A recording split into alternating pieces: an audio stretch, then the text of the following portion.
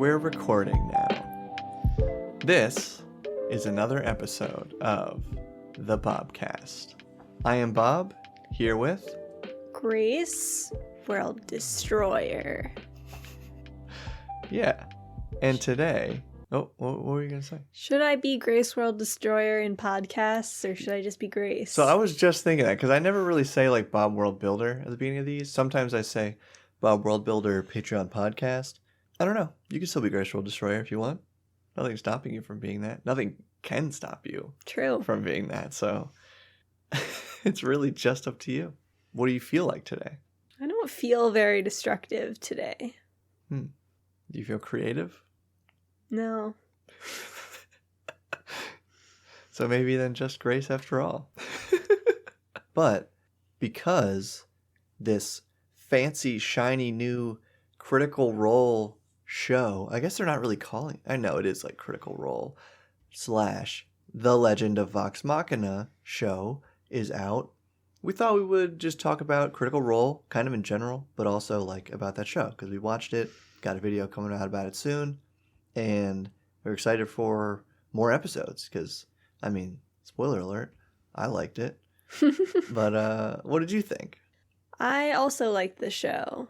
I'm excited about where it's going, and I think it's going to be real neat. What was do you have a favorite thing that happened in these first 3 episodes? My favorite thing was probably all the Matt Mercer NPCs.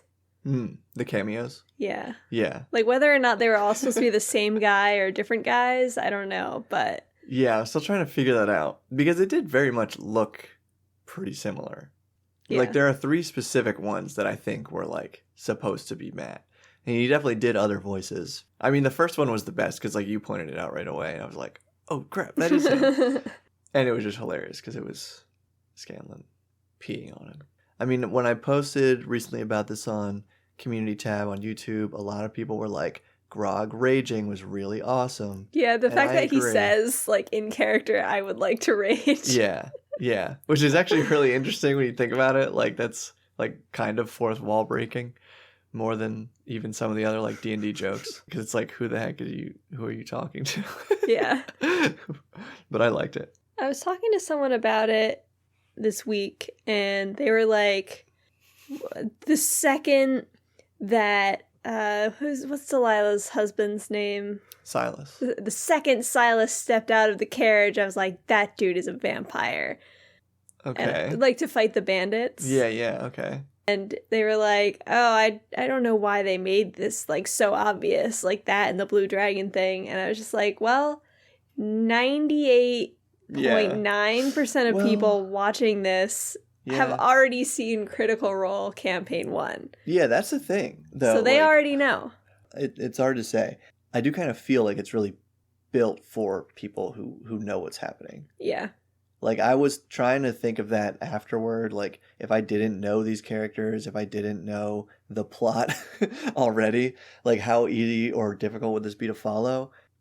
I'd probably still like it, but the threshold for me to consider a thing good, I think, is lower than yours, so... Maybe. I don't know. I guess it depends. Like, I'm pretty prone... I think just being excited that, like, oh, this is based on D&D, like, that would probably definitely give me enough to watch it. But another thing a lot of people pointed out that I agree with is that the first episode, like, the beginning of it, just being, like, really in your face, gory, and, like, crude... Keyleth barfing in somebody's mouth. It like kind of turned me off, but obviously like I watched the rest of them and loved it.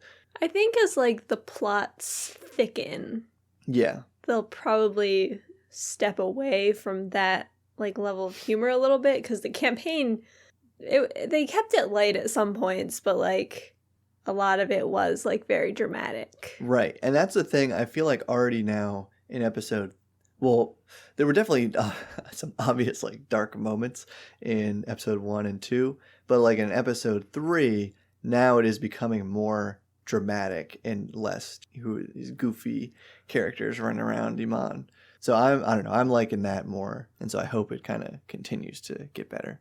But I'm pretty pleased with where it's at with episode 3. And I'm actually, like, even though I kind of know what ultimately happens, I'm really excited to see how it's going to play out in the show. I think I'm more excited for the Chroma Conclave arc that they're probably going to do than I am for the Briarwoods. Yeah. Do you think they're going to do that this season, though? No, they're going to do probably the Briarwoods arc season 1, and then if there's a season 2, that'll be Chroma Conclave. There is a season 2. I'm pretty sure that's already been, like, confirmed. But I don't remember if they fight, like, any of the other dragons in the middle of this Briarwood stuff. No, because they don't...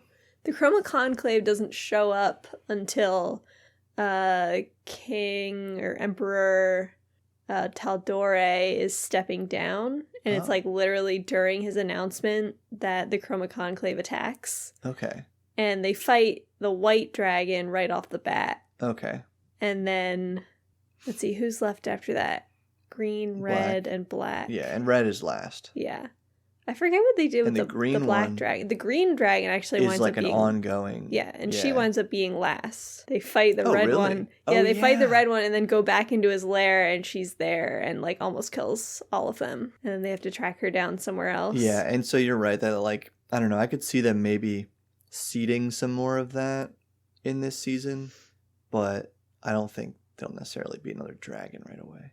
No, they're not going to do that. Because it was like a thing that they didn't realize until later in the campaign that the green dragon was the one who, like, saw Vax, I think, and was like, intruders. Like, that was her. Yeah. Huh. Yeah, that was interesting, too. Like, the voice they did for that definitely sounded like Liam doing... Or it was just like somebody doing a very Gollum-esque, like, voice. Yeah. When they had that line, so that was interesting. But I do think that, like, the Slayer's Take arc is pretty... I mean, at least I loved it, so I consider it beloved by everybody. Because if I like it, everybody else must like it. Yeah, because part of me was thinking, like, I just don't really remember what happens next, so that's kind of keeping me excited to watch it. But I also, I don't know, I was thinking about this, because let's assume that this show is super successful, right? Like, they already had the second season planned. Would a third season, like, just be Vecna? Or do you think, would they go into, like, campaign 2 if the show just kept going? It wouldn't be Legend of Vox Machina anymore, I guess. Yeah, I don't know if they would do campaign 2 yet. Yeah, like, I'm talking this would be years down the line from now. But then even Vecna, like, that is a D&D villain, right? So I wonder... if that's, like, the one thing... They're just going to only have to call it the Whispered One? The one thing that they bought the rights for. Who knows? Yeah, I don't know. I thought they would still, like, have some more... Like, they didn't really, like, name any of the spells that they were using. I mean, it would be kind of weird, too, I guess. Like, when are they... It would almost be more like when Grog was like, I would like to rage or whatever. Like, when are they just going to say a name of a spell, like, naturally? Like, I know Scanlan did it the one time. Scanlan's Hand? Yeah. I know that's not a D&D spell, but I'm saying he just, like, said the name of a spell out loud. Kind of makes sense for him as a bard. But, you know, Keela's just moving her staff. Pike is usually, like, holding her holy symbol. And that's kind of it. Yeah. That would actually be an interesting thing to see then for, like, campaign 2. Like, Caleb being really cool with all his material components and stuff. Yeah. When did you start watching Critical Role? I watched a few episodes of the last arc with you, like, when we first started dating, and it was actually, like, airing at that time. Yeah. Then I started watching campaign 2, like, as soon as it started coming out. Yeah, I know we watched a little bit of the premiere together, actually. Yeah. Like, live. Then I, like, stopped watching it for a while, and then just before the pandemic, I got caught up. And then they stopped making them for, like, a really long time. And it was during that break that I watched campaign 1. Yeah, that makes sense. Okay. I remember we watched the beginning of campaign 2 and kind of stopped, I think, around when, like, Molly died. Because I was already like, what's really happening with, I don't know. It was just hard for me to follow. And with not having, like, as much time to watch it, it just didn't work for me. Because I watched most of, like, quote unquote, watched most of campaign 1 just listening to it while doing lab work in college. And that was, like, easy. And even then I would, like, skip through all the combats because I'm like, I know they're going to freaking live. Or like, I don't know. I guess in campaign 1, a lot of people did actually die, but they always got revived. And so it was just like, I don't know. Yeah, the combat was so 1, boring, I felt they like. died all the time. Yeah. Campaign 2, I Yeah, think I think they people got too only nervous actually about it. died like twice. Yeah. 3 times that I Yeah, can think I of don't off know. the top of my head. I mean, I don't even know. Has anybody come close to dying yet in 3? No, I don't think anyone's even been knocked out yet. Really? Oh, well, technically, what's his face? Travis's first character That doesn't died. count. Yeah, I mean, it kind of counts, but it was like planned, I guess. Yeah. So not really. Yeah, it's really interesting how it totally like. That's why I think campaign 1's just so good, because it was like the most of an actual D&D campaign. I think, like, because it really started like rooted as their home game, and then they were just like, okay, we're just gonna do this on camera now. And then it obviously became a show as it went along, but they were all still like, most of them anyway, basically everybody except like Taliesin and Matt, I think were pretty new to D&D. So I just really like that about campaign 1 and like Vox Machina. I think I definitely still like Vox Machina way more than the Mighty 9, really, and probably still more than whatever this third party is going to be called, but we'll see. This one is like so far much better than campaign 2 for me, though. Do you have a favorite? Campaign 1 is my favorite. My favorite character is Jester. Jester, though. Yeah. I don't think I've seen enough of campaign 3 yet to say, but I do hope that the things about Tharizdun that were seeded in campaign 2 are going to be the end game of campaign 3. Because that's part of what made campaign 1 so epic, was like they were literally up against not quite a god, but this creature that was literally perched on the verge of godhood. Yeah. Okay, well, wait, you said campaign 1, right? Yeah. Yeah. Yeah, because they were all like almost level 20 or like around there. I think they might have actually even been at some different levels at the end. I don't know. But yeah. like campaign 2 is just a guy who had some orbs. Yeah, I literally I don't even know the story, so I can't even complain about it appropriately.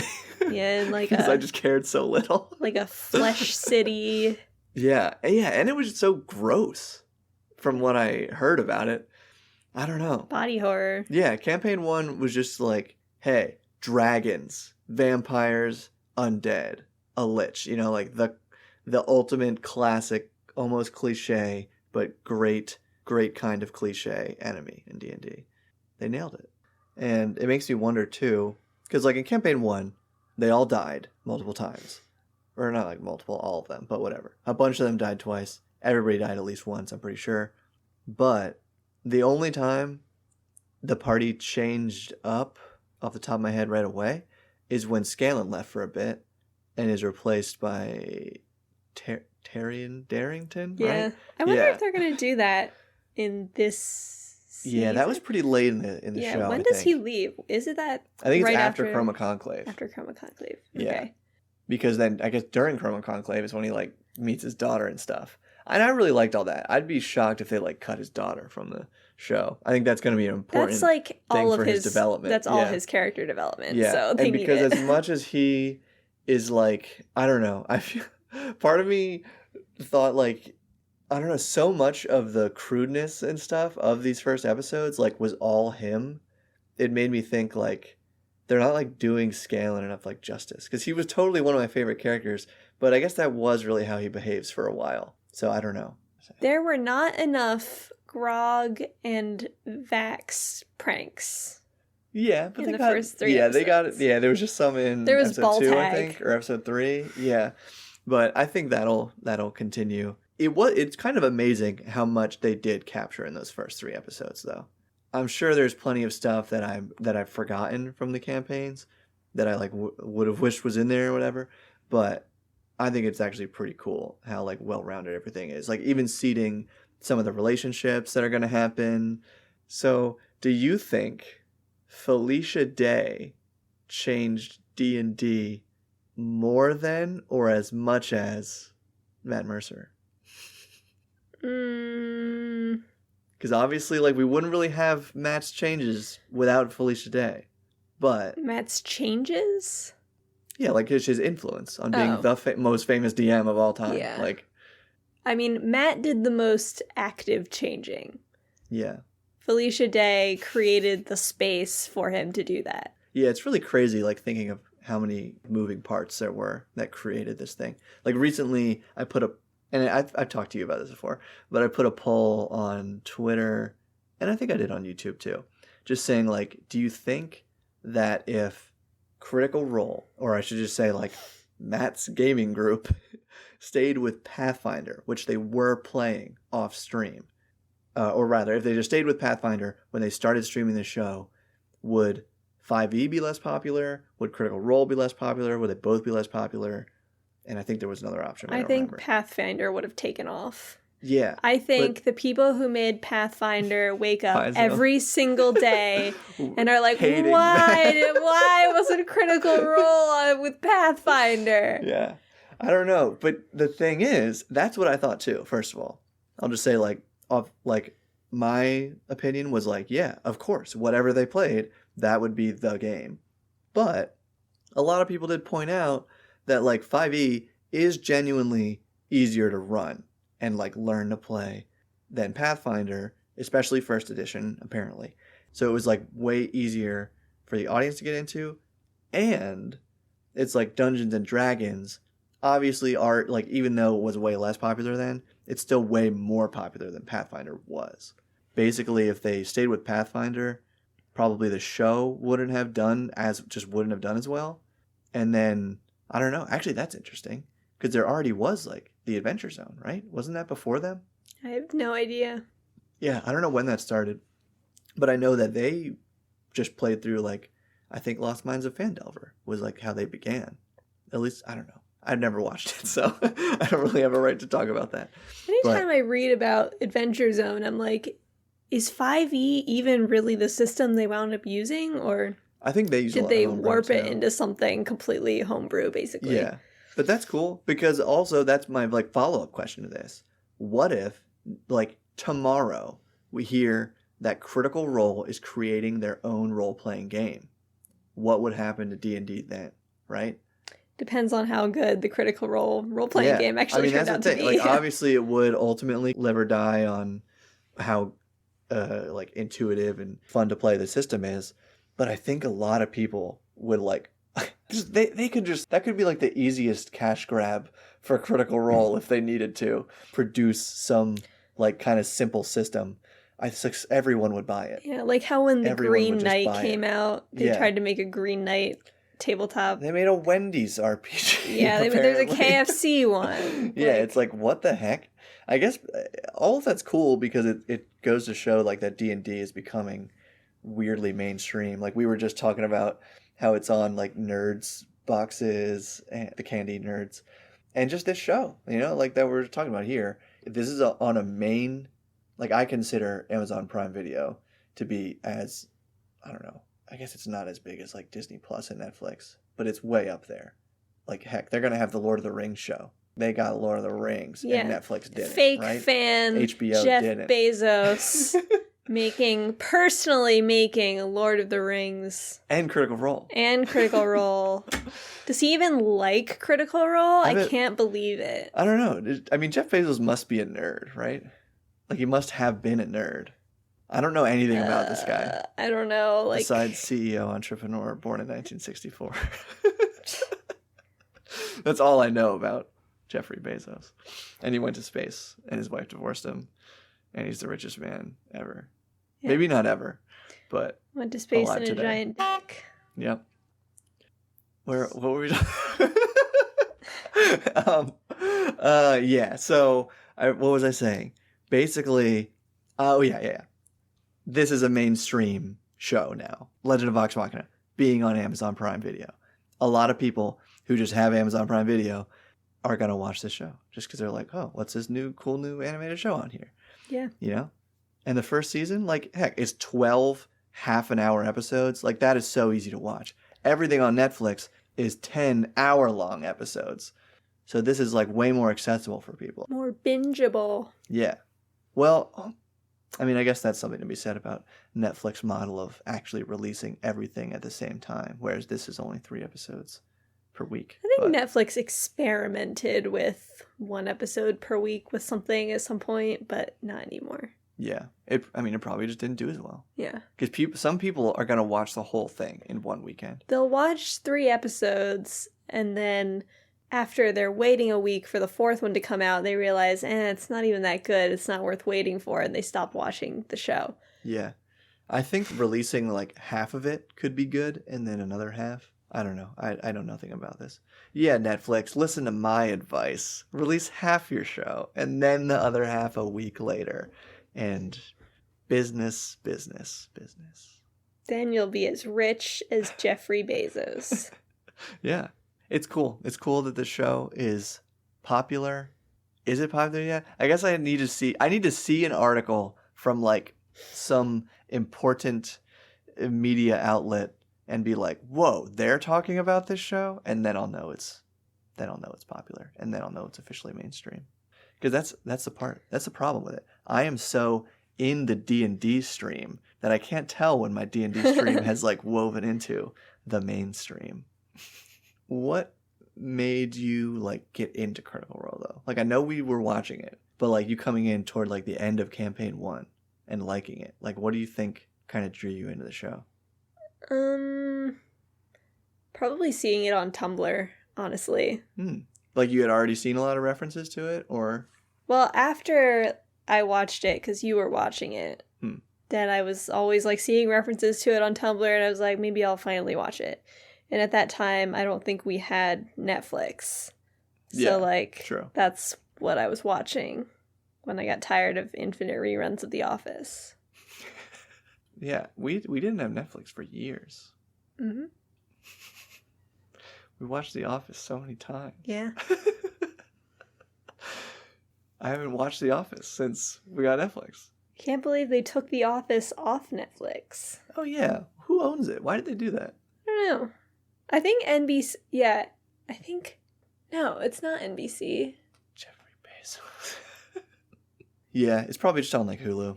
Because if it's not on Netflix or Disney or Amazon, it's got to be on Hulu. Or I guess HBO. But I don't think HBO like buys shows like that. If The Office was an NBC show, which I'm not sure of at all, then it could be on Peacock. Oh yeah, because that's where like Parks and Rec is. Yeah. I don't know. It's not one of the big ones.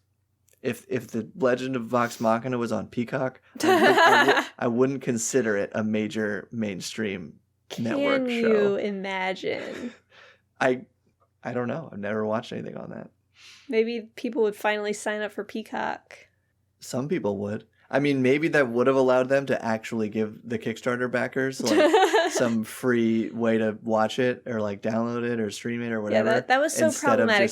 What are they going to do for that tier for the second one? For the second season, because everyone will have already used up their free month trial. They're going to say, make a new email address and then you'll get another free trial.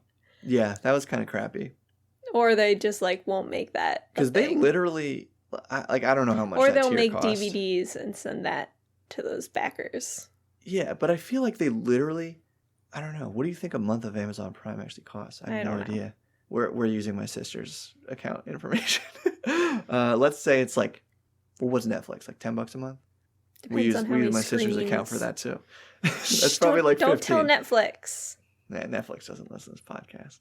Yeah, I don't know how Amazon works, but it was kind of crappy that like it just didn't work out for the people because they went with big money Jeffrey.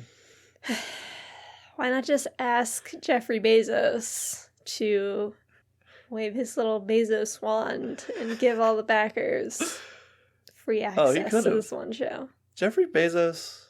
That's why he's such a fake fan. Actually, wouldn't it be wild if Jeffrey Bezos was actually... I love how I keep saying his whole name. If Jeffrey P. Bezos, I don't know what his middle initial is, was actually just genuinely a big fan of Critical Role. Like, what if he was a big D&D nerd, loves Critical Role, was so happy when somebody... I don't know. He's probably not even involved with, like, what shows at all appear on Amazon I doubt he does anything. I don't know. Ever. But let's just say he reads on the news that Amazon Prime is going to have The Legend of Vox Machina. And he's like just totally excited for this. He's so pumped. He just like gives them everything they need to make the show as awesome as possible. Wouldn't that be insane? Yeah. He'd have to be insane because that would mean giving up some of his money. That would be the most insane part of it. And it would also just kind of be a bad thing because, like, think of all the actual, like, amazing things he could do for the world with whatever equivalent amount of money he would have given that show. Yeah. I wonder how much money Critical Role is pouring into Jeff Bezos' pockets this month. I don't want to think about it. Yeah, that does kind of suck to think about, actually. I kind of resolved it in my head by thinking about how they have their own like charity foundation. Oh yeah. And Critical Role like does so much good already that they can do this one offsets. thing. Yeah, that's a great point. Like obviously they make buckets of money, but it is like they're just their regular stream is a fully produced show and it's live for hours. Like that's actually really weird. Nothing really exists like that. Some news is like around the clock live. But then even that, it's like broken up by ads every 10 minutes or less. Like they're just running. It's like such a weird operation to have. And it must be incredibly costly to run. And then they're still donating tons of money all the time. But all that said, it does make me wonder, like, why didn't they? I guess this must definitively be a way to reach more people. Because couldn't they? They had all the money, right? They got their Kickstarter. Why couldn't they just make these episodes and put them on their YouTube channel, right? Maybe because of limitations with, like, file size and... No, it's, like, literally just a 30-minute... Yeah, I don't know. MP4. Yeah, like, they could have done that, for sure. So, I don't know. They must have weighed the pros and cons of that and obviously decided they wanted it on a real mainstream major network. Jeffrey Bezos's mainstream. The Jeff stream. What if? Because Amazon is such like I don't know. It's just like one of these like ambiguous brand names. Originally, they were just like selling books online. They were destroying the Amazon rainforest, so they named it Amazon. No, but that's what I'm saying is like, what if it was literally just called like Bezos? No one would have even known for a long time. They're like, oh shit, that's the dude's name. Yeah. And then it'd just be Bezos his Prime. middle name must be Amazon. Oh, yeah. Jeffrey Amazon Bezos. Jab. Yeah. Okay. Well, Grace is flipping off the cat. I think that means it's time to wrap this one up. I'm hungry. Keep building. Bye. Stop building.